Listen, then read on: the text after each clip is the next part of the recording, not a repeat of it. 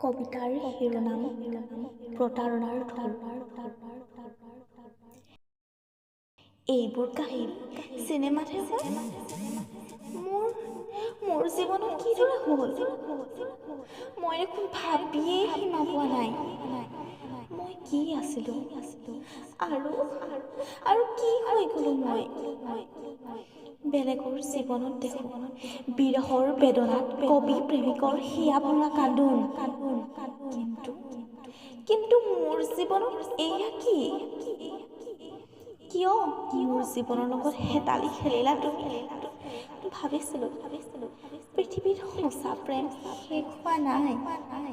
তুমিয়েইতো কৈছিলা সঁচা প্ৰেমৰ মৃত্যু নাই বুলি। উদাহৰণ দিয়া নাছিলা আমাৰ প্ৰেমক লৈয়ে তুমি? কিন্তু এইবোৰ বাৰু কি হৈ গ'ল? নে মই সপোনহে দেখিছোঁ? মোৰ হিয়া ভঙা হৃদয়ৰ ৰাউচি তুমি কি শুনিবা? বুজিবা জানো তুমি মোৰ হৃদয়ৰ বিষাদৰ আৰ্তনাদ? বুজিবা, তুমি ঠিকেই বুজিবা।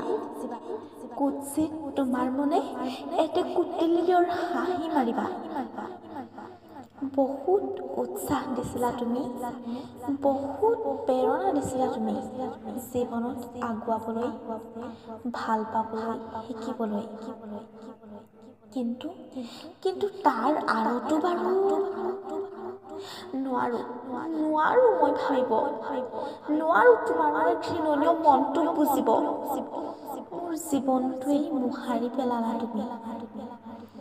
সপোন দেখি ভাল পাইছিলোঁ, ৰচিছিলোঁ জীৱনৰ অলেখ ৰূপোৱালী সপোন। কিন্তু সকলো ধূলিসাৎ কৰিলা তুমি।